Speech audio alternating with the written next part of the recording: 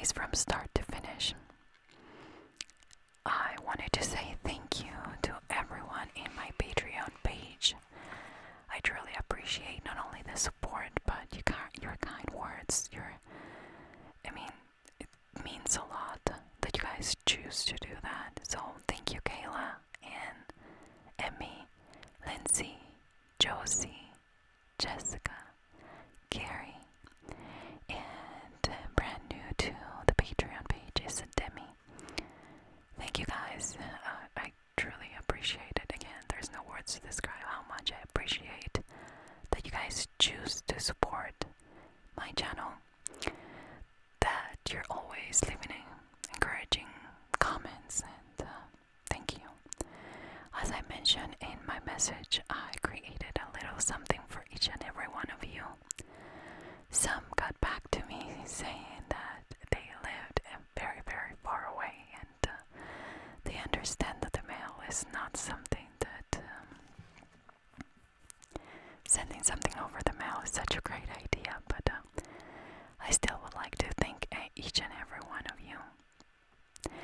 I will be putting everything in the mail by next week. I am waiting for one person to send me the address. She said that she wanted the gift, but as soon as she sends the address where she wants me to mail it to, then I will be sending, and it will be the latest next Friday. So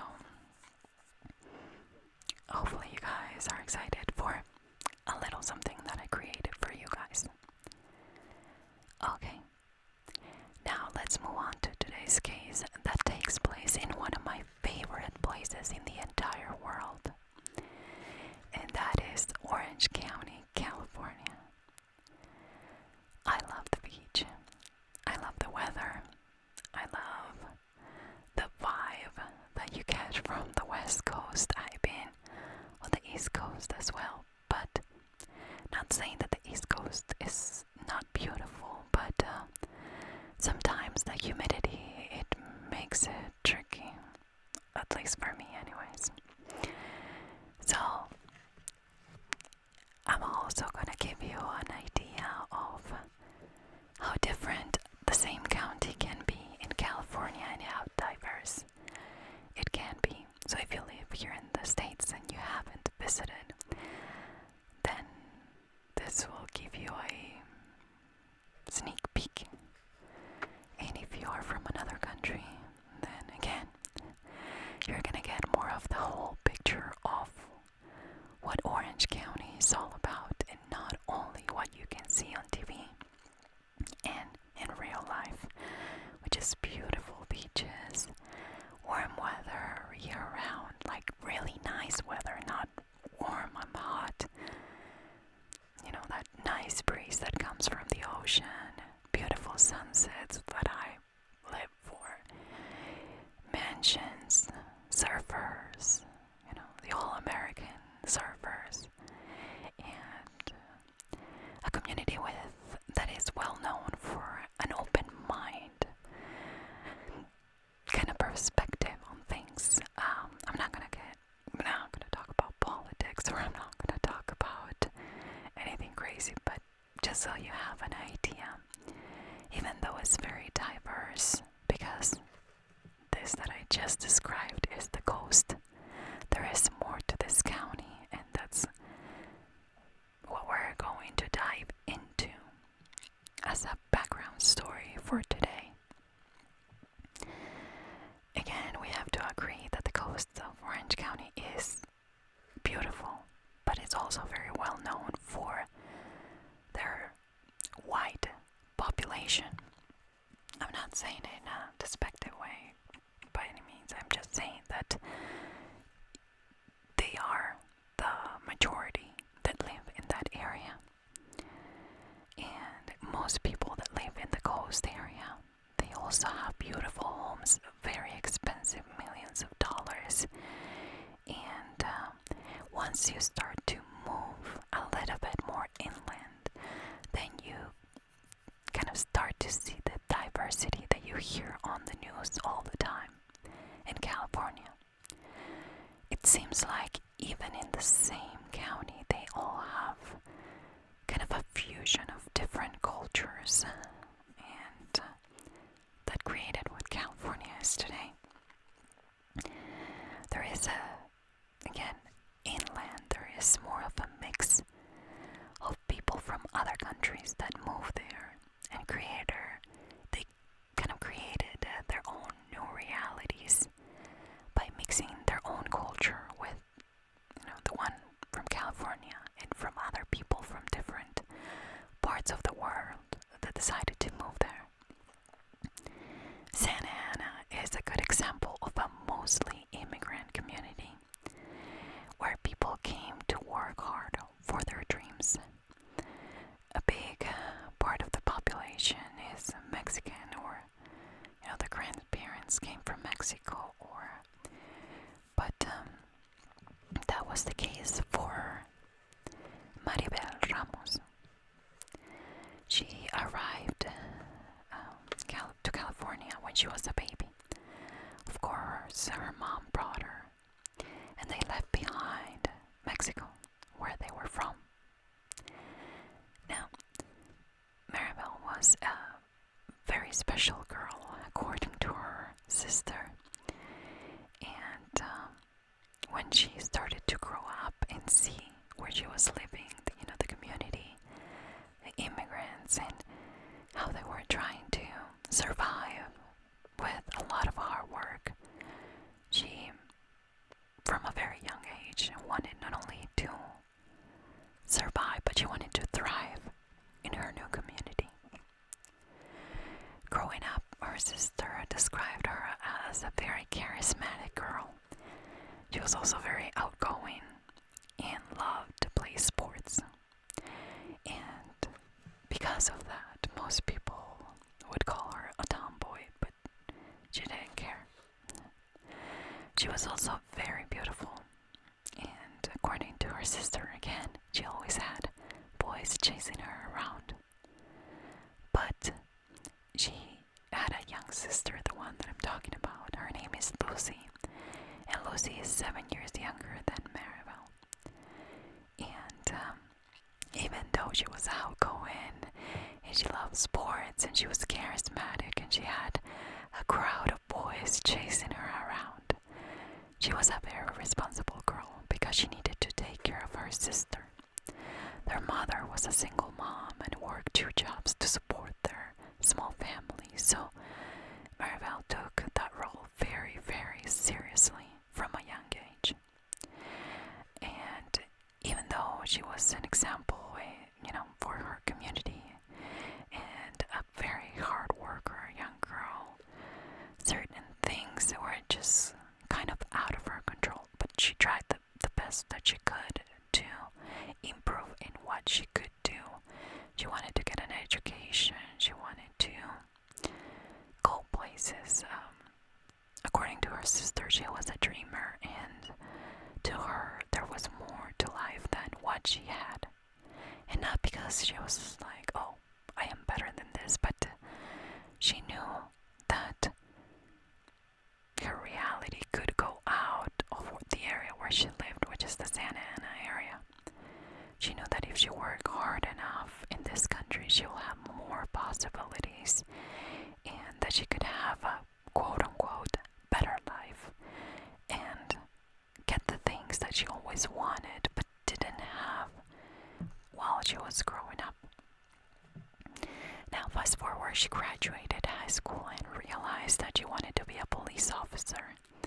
She was very athletic. Remember, I mentioned that she loved sports, but she was also very athletic, very fit. And she decided that, again, she wanted to be a police officer, but she needed to go to college for that, of course, and that meant having the money to pay for college to get a degree in order to work in what she wanted. I know that for a lot of countries this doesn't really make sense because where I'm from,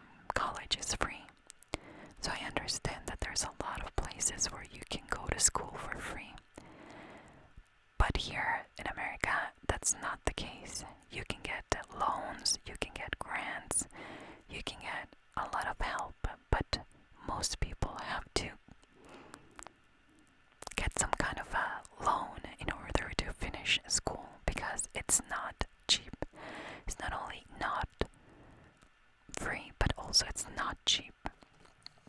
And especially for the daughter of an immigrant that is a single mother that is trying to survive, quote unquote survive, and provide for her family. I mean, that was one of the things that she knew that she had to do for herself.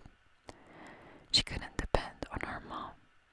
So she decided to join the army to use the money she would get from it to pay for college.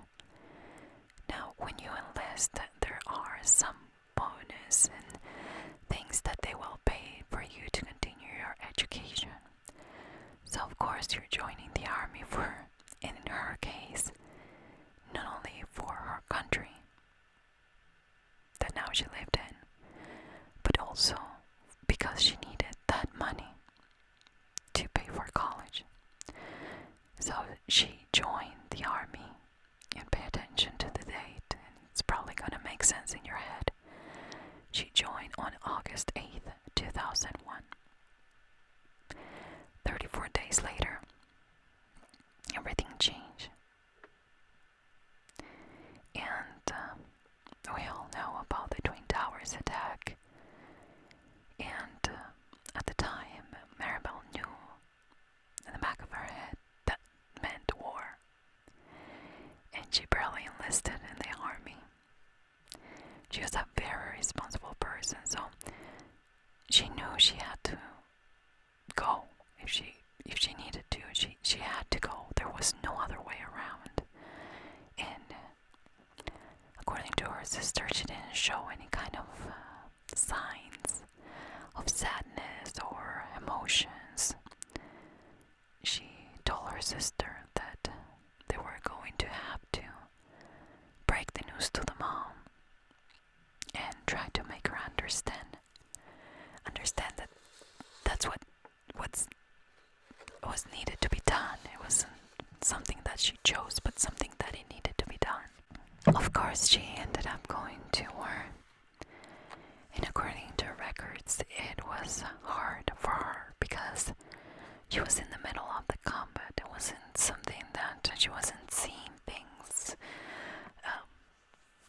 She saw horrible things there a lot of the time that she spent there. But she managed to she made it into sergeant and learned a lot.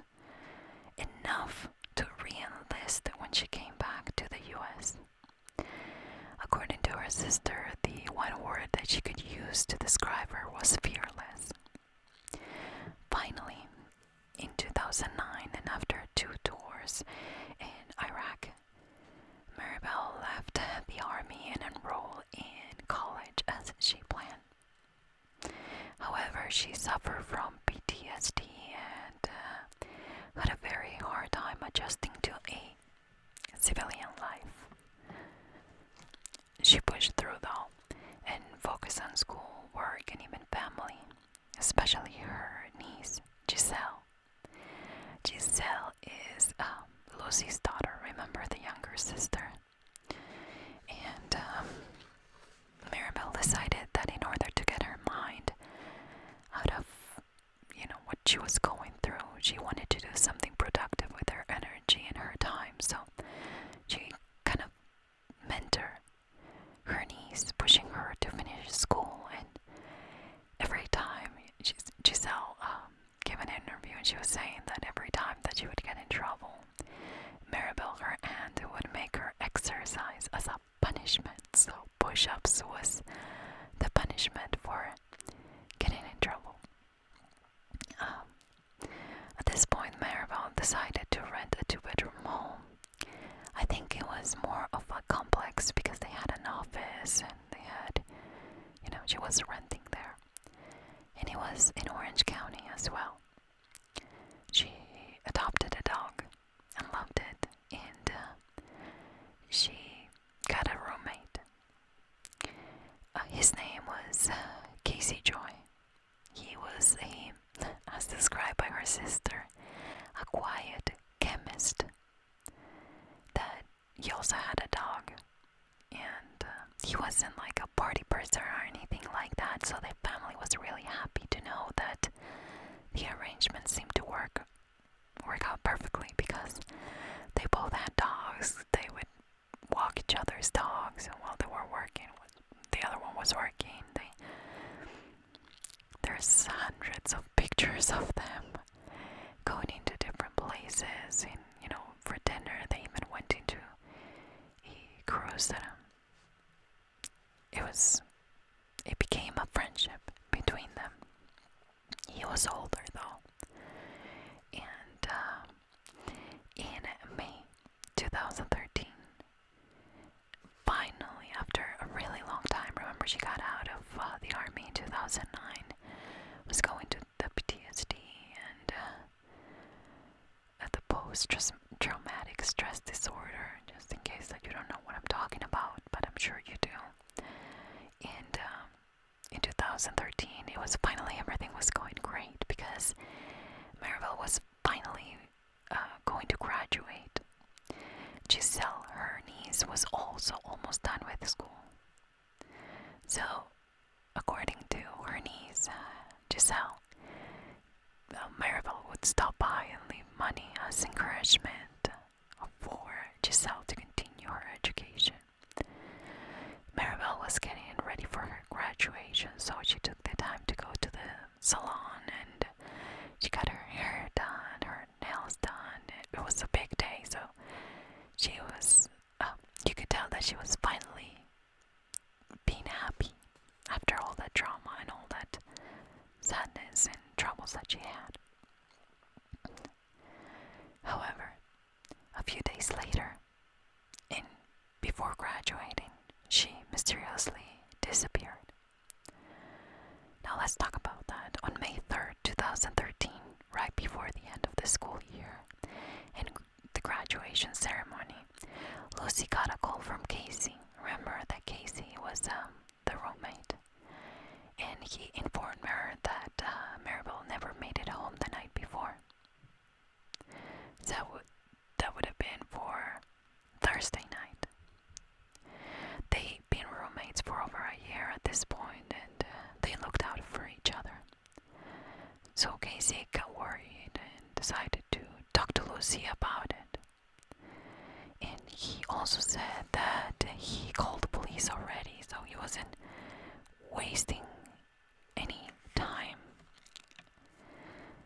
Lucy, she knew that her sister was very tough, so she decided to text her right away and said Happy Friday, like they used to. But she had no reply.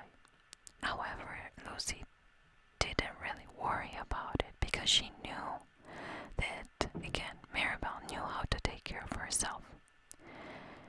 But she knew that Saturday evenings were like almost holy, and she was always going to a softball night game. And Lucy knew that Maribel wouldn't miss it for the world. She never had, and she was very responsible.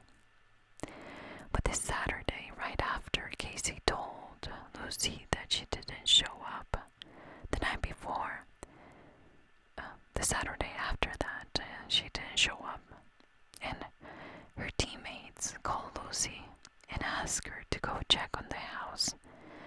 They knew that something was wrong. They knew that she wouldn't just leave them hanging, that she was very responsible, and if she wasn't going to go, she was going to pick up the phone and tell them about it. When she got there, the door was open, the lights on, and the bed was not made. Something that gave Lucy a bad feeling, because that wasn't like her sister to do that. She knew that something went wrong at that point and started to investigate in her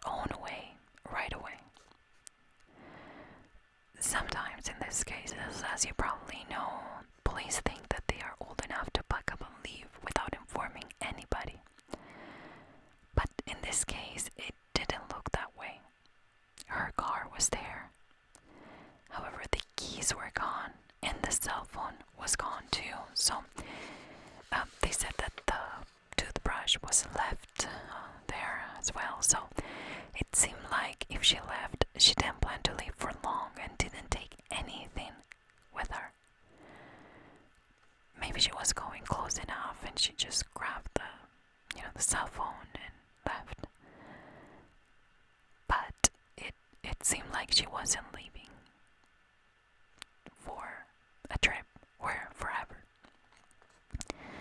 The softball teammates and Lucy went to the police station, and right there and then also decided to help all of them in the investigation. So Lucy started by posting a picture of Maribel on Facebook, and she immediately, and she says that she couldn't believe that immediately she started to get tips from her school classmates, the university. Everyone wanted to help. They printed flyers in Spanish and English and posted them everywhere. She hasn't been using her cards according to the police at this point, and they checked the cameras where, it was more than likely that she could be or going to any of the surrounding areas, but they couldn't find her in any of those, but just one. And that was the night before her disappearance at 8:18 p.m. in her complex office. Again, this seems like it was more of a maybe dupes or a condo or something. So she was in one of the surveillance cameras. She was wearing some sweats and was very casual, like she was at home, and was dropping off the rent in an envelope in one of those drop boxes. She was also alone. Now the police at this point wanted to interview anyone and everyone that Maribel knew, but most importantly, their current boyfriend, the ex-boyfriend, and a new guy she met online. When the police asked the family if they knew about her dating online activity, they said that they did, and that she mentioned to the family that she was using this website that it's called POF, or Plenty of Fish, and she even met her actual boyfriend, Paul Lopez, through that website. He was the last person that Maribel spoke to before disappearing. Apparently it was a phone call. I didn't clarify, but according to this, it's not like he saw her, but that they talked, maybe on the phone, maybe texted. So the police wanted to talk to him. He explains that it was open relationship and that they weren't exclusive to each other. He seems very calm. I saw while the police were asking these questions in one of the documentaries, and he seemed like he had nothing to hide. He was very cooperative, and I don't know, it just didn't seem like he knew more than he was telling the police. Now her sister also said that they were just not serious, and that is why she continued her search on the website and kind of got to know this other guy. This other guy was a photographer with some kind of ties with the army. They weren't really clear of how he was tied with the army, if he was enlisted, a vet, they don't say. But they planned to meet for Cinco de Mayo. But that never happened because she vanished 2 days before that date. So they, according to this guy, the photographer, he claims that they've never met in person before and that their relationship was exclusively online. The police was also investigating this guy that apparently Maribel met at school. And they don't give that much information, but they said that he was a veteran too. That he was in some kind of organization or club at the school and apparently was very interested in Maribel, but she was very clear from the beginning that she wasn't interested in that kind of relationship with the guy. However, he kept pushing, and the police wanted to know if he had anything to do with her disappearance. Again, that looks very suspicious, at least to the police at that point. Then the same time, the police, I don't know how, but they found out, or I don't know how they didn't know before, but they had a recording that Maribel wanted to, well, actually call 911 to be recorded, telling the dispatcher that she was afraid of someone and that she was going to defend herself if he tried to hurt her. Yeah, I mean, then the girl disappears. Everything is getting kind of interesting now. She was crying on the call, and again, I heard the call on one of the documentaries, and you could see that she was really afraid. I mean, you can feel that she was afraid. But I think that, and this is my personal opinion, I think that she was also afraid of herself and what she would do if this guy did something to her. So she stated to the dispatcher that she was going to defend herself, even if that meant that she had to kill the guy. And now they don't talk about too much about this call. They know that she gave a name, and then we'll talk about that name and everything, but I don't know why the police didn't pay that much attention to that call from the beginning, but they didn't. They took it as if something was wrong, but in my opinion, not serious enough. Now, let's go back to the roommate. The roommate, remember that he was the one that told the sister that Maribel was missing. This guy was from Tennessee, and he got a job opportunity in California, so he moved in with Maribel to share the rent.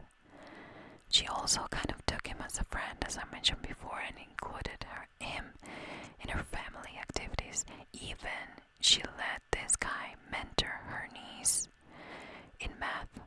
Again, he was, according to the niece, a nice, respectful, and smart guy, and a chemist.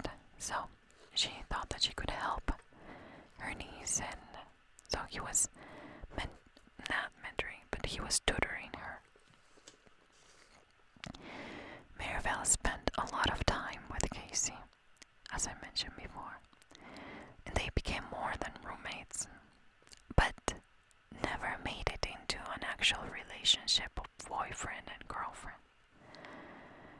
When the police talked to him, he claimed that he didn't know where she was, and that the last time he saw her was at 9 p.m. on Thursday, the night before she disappeared. Something that was a little bit odd for the police at that time is that this guy was kind of interesting, for lack of a better word. When he called the police that night, remember that he was the one who called it first. He waited outside the house in his car, not inside the house. He claimed that he was doing his own investigation and was following ideas he has seen in movies. And yes, I heard the guy saying that himself. He wanted to know if somebody was going to knock in the house. Maybe the person that took her was going to come back for something. What he didn't count on, apparently, is, I don't know if he didn't watch that many movies or true crime shows, but the detective that was interviewing him, Detective Ramirez, he realized that he had scratches on both arms and forehead, and he wasn't hiding them. He was wearing short-sleeve shirt, jeans, and sandals. When the detective asked him in that same interview where he's saying all this stuff about how he got all those scratches, he quickly starts to talk about how he walks the dogs in this park in the area, and that people leave behind fishing lines, and that one day he saw one in the bushes and he was afraid that the dogs or any other animal could get hurt with that line. decided to remove it from the bush, but he got all those scratches by trying to remove the fishing line from it. Police know the difference between one thing and the other, of course, as far as scratches and stuff like that, especially right after somebody disappeared. That is your roommate. You bet that they're going to investigate. And the detective did realize that some of the scratches look like something that he could have by, I don't know, maybe going into the bushes or something like that, but one of those scratches was deeper, and it looked like scratches from a fight. They also asked him when was the last time that he had an argument with Casey and with Maribel. And Casey says that he had one argument with her the Thursday that she disappeared, or the last time that he saw her. It was about money. Apparently, Casey lost his job and couldn't afford to pay rent, so she asked him to move out that Thursday. That's according to him. Now, let's go back to the 911 call that she made. That was 11 days before disappearing. And the name of the guy, remember that I told you that there was a name in the 911 call? His name was Joy. Guang with a K, Joel with C, and the last name was Joy. If you put 2 and 2 together, Guang, Joel, Joy was actually Casey. So now the police know that when Maribel called 911, she was referring to her roommate and that she was afraid of him. So maybe this fight, quote unquote fight, didn't happen the night before and this was an ongoing thing. Maybe she asked him to leave, but he didn't want to. We don't know, because this guy, let's move on. You know the kind of guy this is. At the end, immediately the police started to put things together and realized that it was, of course, Casey, but they also asked him about an incident they had where the police was called, and he explained that he was drunk, and that, actually that both of them were drunk, and it was a drunken disagreement. That's how he described it. And that it was about her not being attracted to him. But that fight was harmless, according to him. When they asked Maribel's family about Casey and the relationship he had with Maribel, they also mentioned that the family mentioned that Casey wanted to be more than friends. But then Maribel was not interested. Lucy, Maribel's sister, she even told the police that some time ago, Casey called her to tell her that she was in love with her sister. And that Lucy tried to be polite and tell him that he needed to move on, that there was going to be somebody else for him, but not Maribel, because she wasn't interested. So the police were starting to, see this guy as more and more suspicious. But at the same time, it was kind of weird that he continued to cooperate with the police. He didn't even get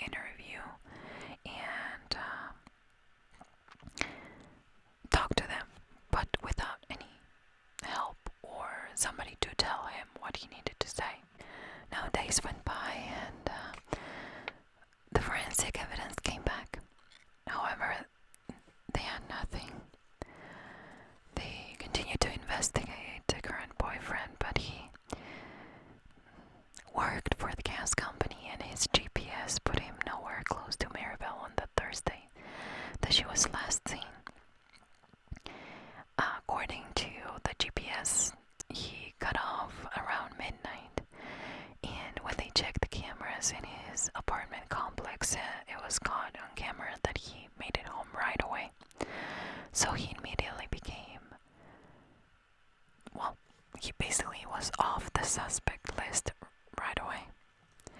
The ex-boyfriend checked out everything he said, and the police had nothing on him, so they were pretty sure he was in the clear too. The photographer that she met online, his cell phone placed him in the San Diego area, and that was pretty far away from Maribel, so he was clear. He was on the clear too.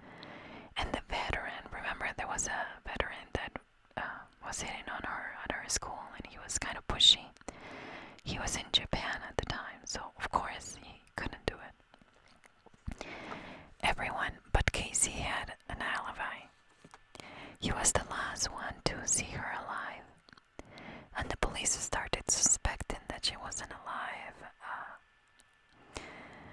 that something really bad happened to her, and that Casey had a lot to do with it. But again, they had no evidence to pin him, so they decided to follow him day and night to try to catch him on something suspicious. Detective Ramirez, the one that always interviewed Casey, decided to pay him a visit, and it was very informal. Again, this was also recorded, and you could totally see that detective was playing like a happy, chirpy, very friendly kind of role, but behind he was trying to catch Casey on something, so he would ask the same questions over and over in different occasions, hoping for Casey to trip on any of those questions. In one of those visits, the detective asked him where she worked. He said that she worked at the university that she attended. The detective asked him do you have any injuries on your legs? And at the time, again, this was recorded, Casey got kind of nervous and started to say no, I don't have any, no. And again, he wasn't originally from the States, so he did have an accent, and if you speak more than one language, you know what I mean. Sometimes the words don't flow as easy as you want them to because you think in a different language. But you could tell that this was not a language barrier. It was a guy that was nervous with the questions that he was getting from the police. After that, Detective Ramirez left and came back later.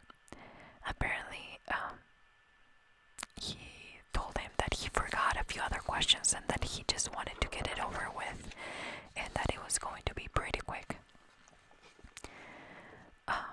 But when he gets there, Casey looks very uneasy, and the detective asked him, are you okay? And he said, well, I've been crying. The detective said that he continued this strategy, and I think he said almost 9 times he went back and forth to try to get him to lie on something that he stated before, make a mistake. In another of those meetings, the detective tries to tell Casey that they found blood in his car. And Casey right away, because, the detectives were trying to scare him by saying that they didn't have anything, but Casey started saying that, no way, yeah, right, that's one of the things that he repeated over and over again, and he continued to deny everything. So this scare tactic didn't work. Then the detective said that he was glad that they could go over his computer because even if he got something deleted, they were going to be able to recover it. So if there was something on his computer that maybe he deleted by accident and he wanted to get it back, that they were going to be able to do that. But nothing worked. Casey didn't break. He continued to cooperate with the police and with no lawyer. However, he didn't know that he was being followed 24/7 and that the police knew some of his routines, including visiting the local library very often.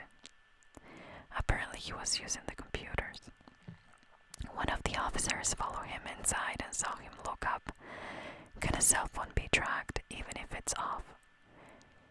Of course, that looked very suspicious, so and since they needed more evidence, they just can't go on that.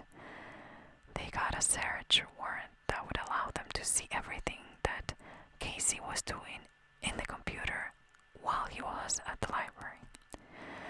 So this time he checked his email, he applied for jobs, and then he searched how long does it take for a body to decay. He also pulled up a Facebook page showing an awareness walk in the near future for Maribel. So he googled where they were going to have that walk.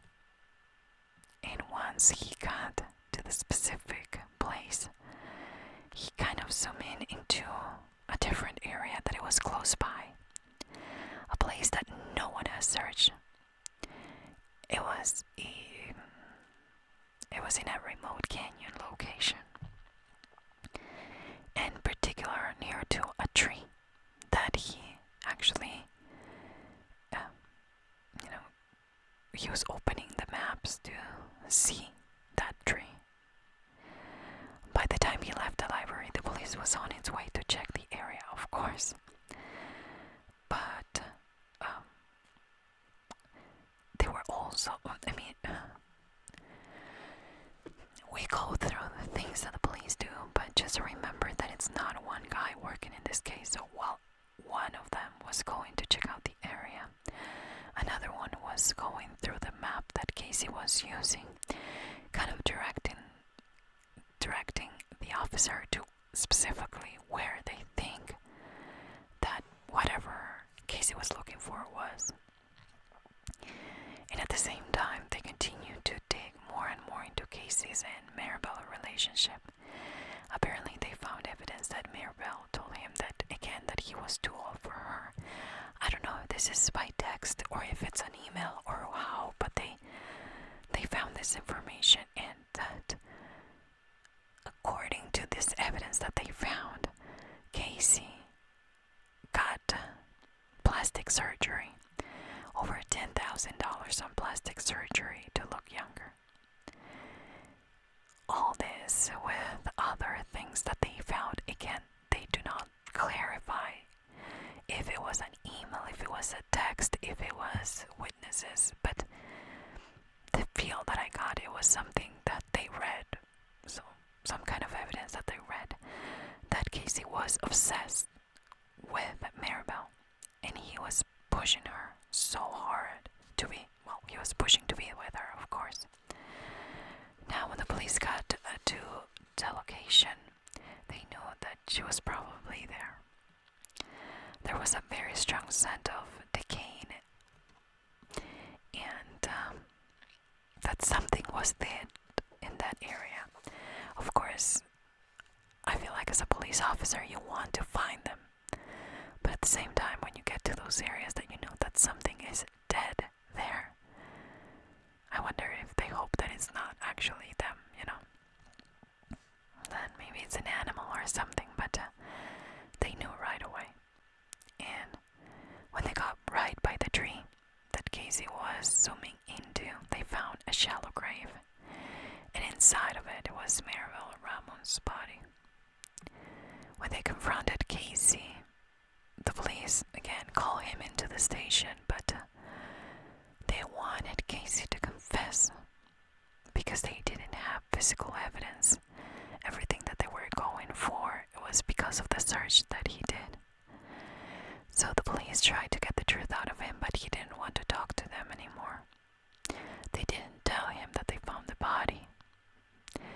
But he walked out of the station, and as he was leaving, he got arrested and charged. They didn't need the confession, but it was something that would help in the trial.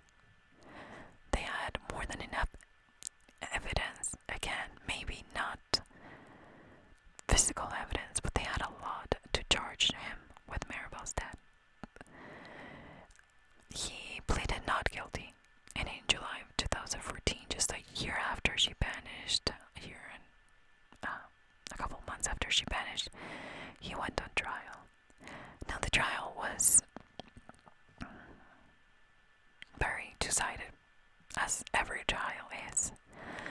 prosecutor shared the evidence of the 911 call, the computer search, and the obsession he had with Maribel, along with the surgery that he got done in order for Maribel to be with him. The defense on the other side, they focused on the fact that they didn't know about the weapon, who had it, and that they don't have any physical evidence pointing at Casey. However, he was found guilty for a second-degree murder and he got 15 years to life in prison. For the jury, it was more than enough what they had to find him guilty. Now, I saw an interview that he had with, I think it was a 48-hour special thing that they did, and he continues to claim that he is innocent, Casey, and that he's that whoever looked up that map was somebody that used the computer right after him and not him. And he also said that he had no crush on Maribel, that he never called Lucy to tell her he was in love with Maribel. And he even claims that the surgery, the plastic surgery he had, was for him and not for Maribel, even though all the evidence point to him. And they have it, he continues to deny. Now the police think that that Thursday what happened is that Maribel went, paid the rent, and then came back at around 9, decided to go to bed after their disagreement. That Casey probably grabbed a pillow and suffocated her while she was asleep. She of course woke up and fought back, but she didn't succeed, even though she scratched him, and that's why he had that very deep scratch in his leg. Maribel did graduate after all, even though she wasn't in this earth. Her niece Giselle walked for her, got her seat and the diploma while holding a picture of her aunt. Maribel's family today attribute everything that Giselle is and the strength that she had to go through what they went through because of Maribel and what she taught her while she was alive and part of her life. Now Giselle said that she wants to continue to study. She wants to get her degree in college and kind of pay a tribute to her aunt that did so much for her. Even Lucy, Giselle's mom, says that they were devastated as a family, but Giselle was the one, the strong one, pulling them through this horrible situation. Now I'm glad that they found this, but they found enough evidence to charge the guy.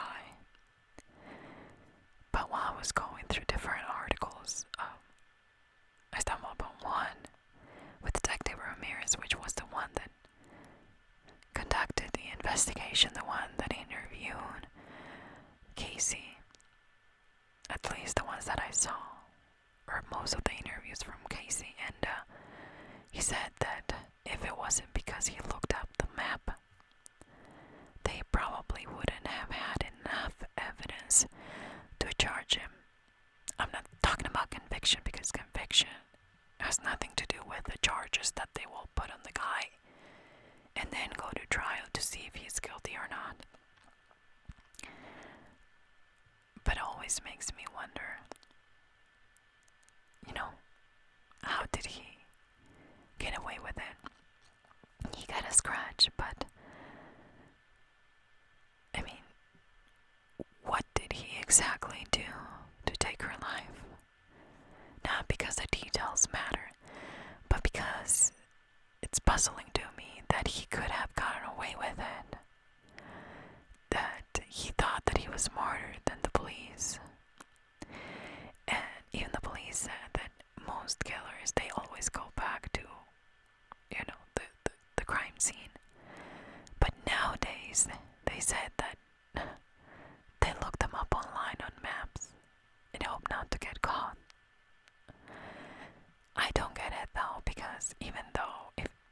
was checking the area.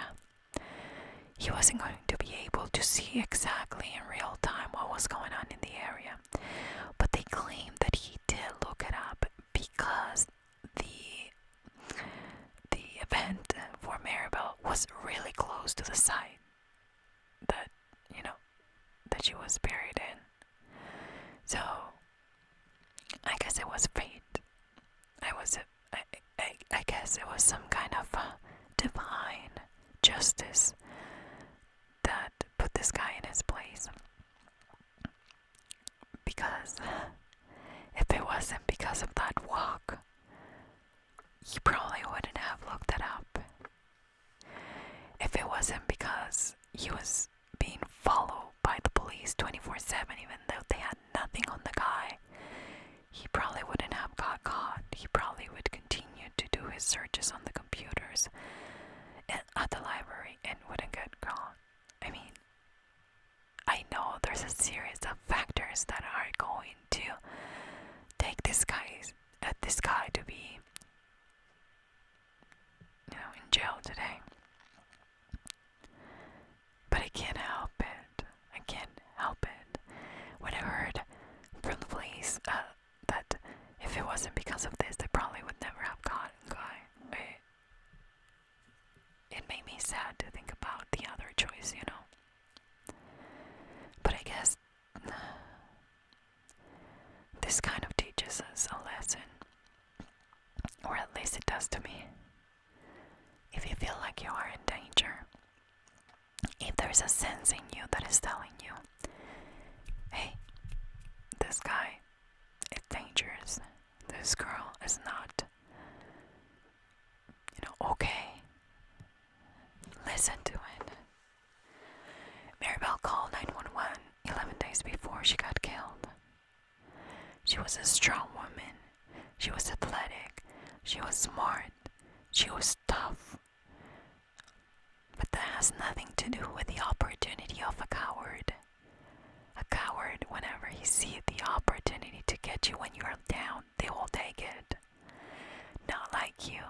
Maybe you wouldn't, but think about it. They can't take you otherwise, so they're gonna find that specific time when you're down and they're gonna use it for their advantage. And then they're gonna play dumb. So if you feel like you're in danger, just speak up. Say something. Leave. Change the locks. Call the police on the guy to make him go. The girl. Whoever. Trust your instincts, I guess. It's the moral of the story. I think she was more afraid of what she could do to the guy, or more than what he could do to her, because of, it's, I don't know, maybe he wasn't athletic enough, maybe she didn't think he could take her down. But again, your job is to protect yourself and not to think what the other one might or might not do to you. If you're not safe, if that alarm is going in your head, there's a reason it's going off. So listen to it. I'm not saying that this could have been prevented. No. We talk about that in other cases. I don't think so. I think it was fate. I think it was what it was meant to be. Sadly, I would hate to think that it was meant to be that way, but at the same time I know that it was meant to be that way. Because if she gave the name, for goodness sake, and nothing was done, because at that point he didn't break the law. So it's a series of decisions that we take that will lead us to our destiny. And I'm hoping that everyone's destiny would never look like something like, this. I hope that you enjoy the story, even though it always has a sad ending. But I seen both sides of the tragedy, the hard work, the impact that she left on her family.